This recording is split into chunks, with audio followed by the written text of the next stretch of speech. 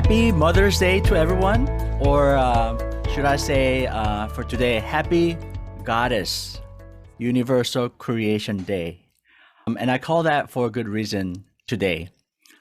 See, the original origin of Mother's Day has had nothing to do with giving flowers, taking your nice mom out to a nice restaurant for dining, or getting her a box of chocolate and things like that. Although it is nice, it was never meant to be that way. In my previous talk here, I discussed the importance of Mother's Day, that it had a connection to all the history of spiritualists, abolitionist movement, and women's right to vote progress, and all of these, which are the women of spiritualists back in the day. Without them, the Mother's Day would not be here as we know it today. So today, in my reference to goddess, I mean all the mothers out there, aunts, grandmothers, spiritual mothers, nurturing mothers, adopted parents, single moms, dads, and all the parents out there who are superhuman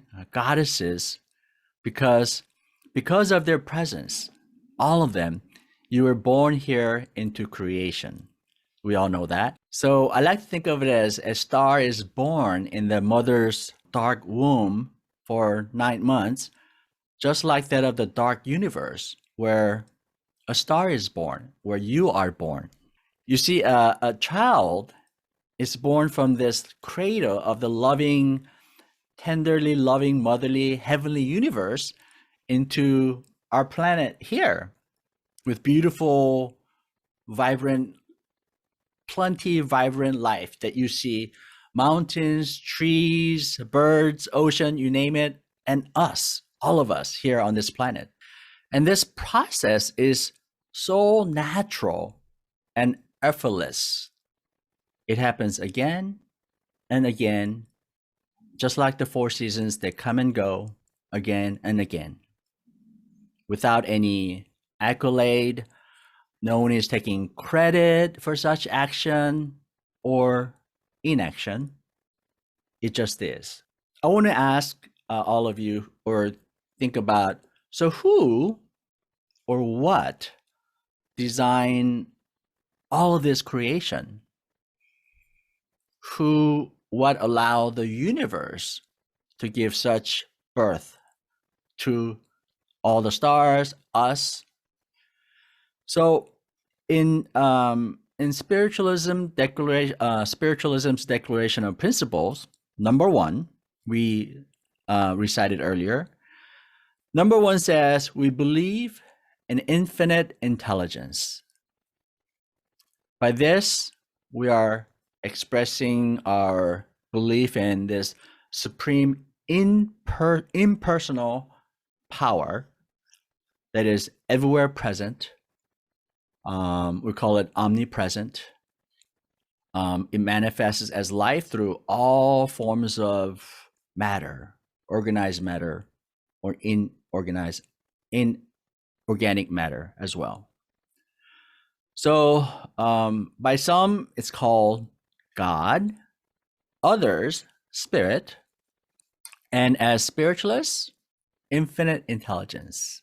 We all know that already. But today, did you know that the reference to this oneness and infinite intelligence happened some 500 BC? That's some 2,500 years ago. And that's what I want to talk about today, actually. So back in 2,500 years ago, back in China, I want to take you guys back there. We don't know a lot about that history, but just so you know that around that time in China, for several hundred years, there was a tribal warfare going on. So the people's lives were miserable. People were not eating well, people were dying, disease, and it went on for 200-300 years. So there's this man, supposedly old wise man, named Lao Tzu. It totally translates into an old sage, old master. So this person back in that time was a scholar, a philosopher, and he worked in this government archive, I guess library, with all his knowledge for many, many years. And then after seeing all the government chaos, he got sick of it. So he said, I'm done. Goodbye. So he took off. He was going to go retire to some mountains, meditate. So on his way out, there was a security guard, the story goes, who recognized him and asked him for a teaching, for words of wisdom, because he was going through a hard time as well. So in that instant spot, he sat down and he wrote a text. And that text is exactly 5,000 Chinese characters written in 81 chapters. We know this because this text was found incomplete together on a bamboo tied to a string, and it was dated as far back as 150 BC. So we know that it existed. So we know it's there. Although it's written in an ancient Chinese script character, very hard to understand. But we do have modern translations, several translations. Bible went through a few translations. So the words, this man, wise man, first brought out the word infinite intelligence, something close to that. And in the Western context, when we talk about infinite intelligence, we're thinking about religious context. Over there, it's more of a philosophical context, see? Whereas just as in spiritualists, we have philosophy, science, and religion. So it's separate, but really not separate. So this philosophy of infinite intelligence is talked about in his text, starting with chapter 1. And it's really interesting what he says and his idea of the infinite intelligence and the creation of the universe. And he talks about the birth processing, just as I was talking about for this Mother's Day. I want to quickly share a screen. Most of you know who Wayne Dyer is. He recently passed, and it's his version of he's doing a reading. But I want to share just chapter 1 that he reads of this text. By the way, this text is called Dao De Jing or Tao Te Ching. It is known as Dao. So Dao loosely translates it into that infinite intelligence.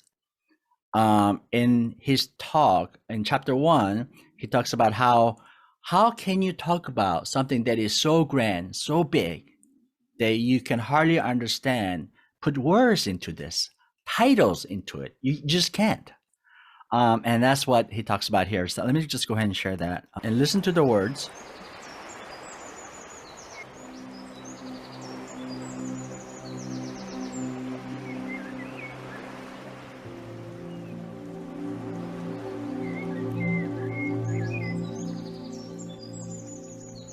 The Tao that can be told is not the eternal Tao.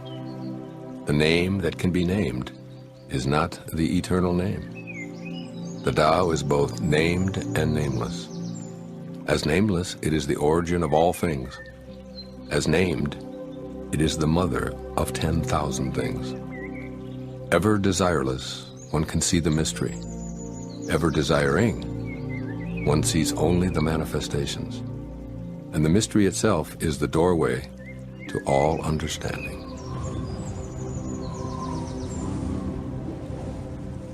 So basically, that was chapter 1. See how short these chapters are? You have to, I'll share that link to everyone, but there's 81 chapters, very short sayings like that. Sometimes it's very hard to understand, but there are other translations you can look up. So basically, what you just heard is that infinite intelligence. So that was Lao Tzu's idea back in 2,500 years ago. So as in chapter 1, Tao it begins with Dao and ends with Dao in chapter 81. And he talks about it in many different places. In Dao's, so this text later became, of course, a just like spiritualism. It became a Daoism as a religion or philosophy. Infinite intelligence existed as one before anything else, he says. And from there, it gave birth to heavenly universe, our world, our material nature. So this is what I was referring to earlier about the birthing process of mother and just like the universe giving birth to a star. And before all that, there is infinite intelligence that existed before anything else. So today's Mother's Day. So without a mother, there is no child. We know that. There is no expression of motherly love and child bond without a child. There is two, mother and child, but through the bond, through the love, unconditional love, there is one, this oneness. And that's very, if you think about in a bigger picture of that into universe and the infinite intelligence of this, and there's this emptiness. We know that universe is 95%, 98% empty, dark spaces. If you can think about that as a space, as a mother's womb, where a baby is cradled and nurtured and born out to this world effortlessly. The process is. So anyway, so Dao literally means, so what is Dao? So Dao literally means, besides having the connotation of infinite intelligence, it literally means the path, the way, or simply the flow of all natural things. And throughout the context of this Tao Te Ching, he talks about us need to get inspiration from looking at the nature. He's talking about the physical nature, as in the physical nature that we see, or the nature of oneness, our inner heart that is very natural to all of us. So be in touch with that inner peace and inner natural oneness. So through Daoism, or people call it Taoism, Daoism is the pronunciation, but through Daoism, the very first reference to God, infinite intelligence, is done here. Just as in spiritualism, we call infinite intelligence, that one supreme impersonal being, wisdom. This is why Tao cannot be named or explained, as you heard in the video of Wayne Dyer explaining chapter 1. It cannot be described or articulated, but we know it's all there. The very nature of me trying to describe Tao right now is inherently not possible, right? So there was a master, a guru, or a philosophical teacher, a religious teacher. I believe he's, I forget his name, from India. One of the students asked this teacher, "How do you know there is death after life? Teacher, can you prove it to me?" So the teacher thought for a second, put a smile on his face, and he said, "Do you know there is tomorrow?" And the student said, "Yes." "Prove to me there is tomorrow." See, you cannot, this is something that you cannot prove. See, we have to experience God, infinite intelligence. In order to experience it, you have to first believe in it. You have to, and that's the great mystery of all this. The great mystery of infinite intelligence that even 2,000 years ago that Lao Tzu talks about in his chapter 1 that begins with the whole text there. So, so we know the translation of Tao. So, what is the goal of Tao? So basically, throughout the chapter in that text, he talks about living our lives in harmony of nature, in harmony of Tao. And he also keeps referring to the property of water, H2O. I always thought, ever since a child, I always thought the water was amazing. So if you think about water, and he explained this in his Tao Te Ching, water stops from top, and as it flows, it takes the path of the least resistance. If there's a rock, you go around it effortlessly. No complaint. You're in my way, I'll go around. And as it goes down from the top to the bottom, and in his chapter, I think it's chapter 2, he talks about how water stays at the bottom where all men hate, meaning it's the dwelling, but without any complaint. As it comes down from the top, it washes, it nurtures, it gives water to trees, agriculture. It's beneficial to everyone on this planet. But it does this without any fanfare, any recognition. It just is. And then it goes down. As it goes down, it becomes muddy. It takes in the pollutants of the surrounding without any complaint. And it goes down, and it combines with the great ocean and becomes part of this something greater at the end. And of course, the cycle repeats itself, just like the four seasons. After heavy, cold winter, there is spring. We know it's coming. There is no boundary. It just happens one after another very smoothly. And then it becomes spring, and the summer, and the fall, harvest, and the dormant resting period of winter again. So this is the cycle of nature that we, as a human being in spirit form, that needs to remember.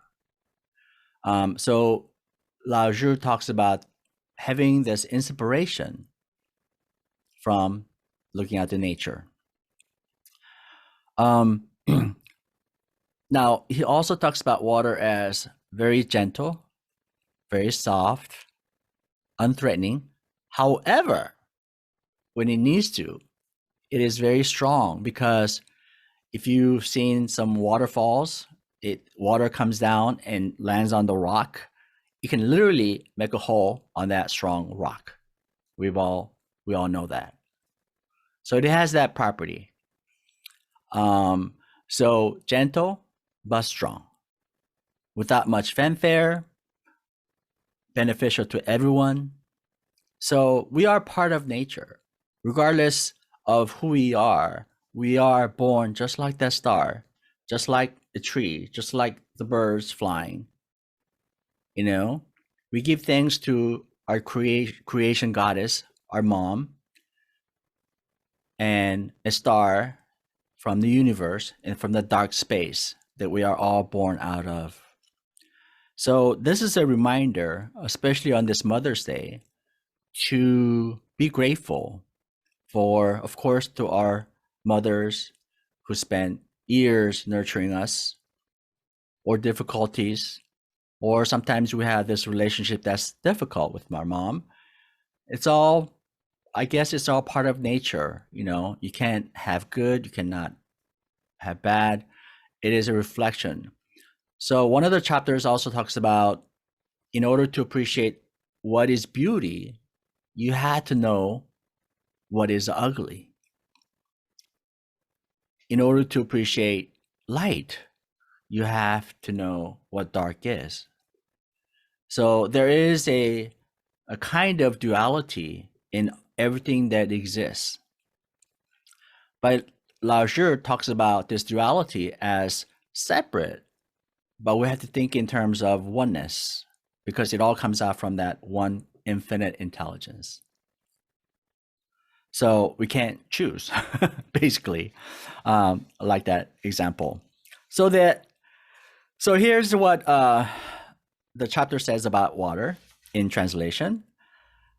The greatest good is like water. Water's virtue is that it benefits all creation, but contends with none. It resides in places most men hate. Thus, it takes after the way, Tao. So this is the inspiration that we should get as we go about living our lives. So the existence of the universe and how it nurtures and creates is that of the natural flow, Tao, that he talked about. In the Western religious context, we are so removed from this idea of impersonal being, when sometimes we focus on a person, a God, Trinity, three things, things like that. So I wanted to bring, as a philosophy, infinite intelligence is all that. And within the existence of that nature, we experience God, infinite intelligence. And like I said earlier, you cannot experience it unless you allow to have that flow, and which is a great mystery, what we call.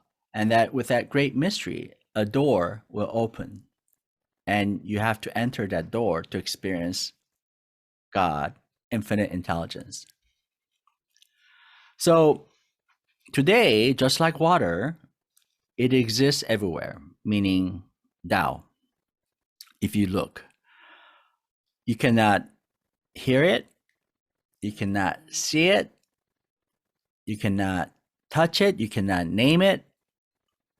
And this leads to the great mystery of the great mystery and spirit, the great loving spirit that we are all part of. We came from one, we are separate from one as two in creation, but we can never be separate.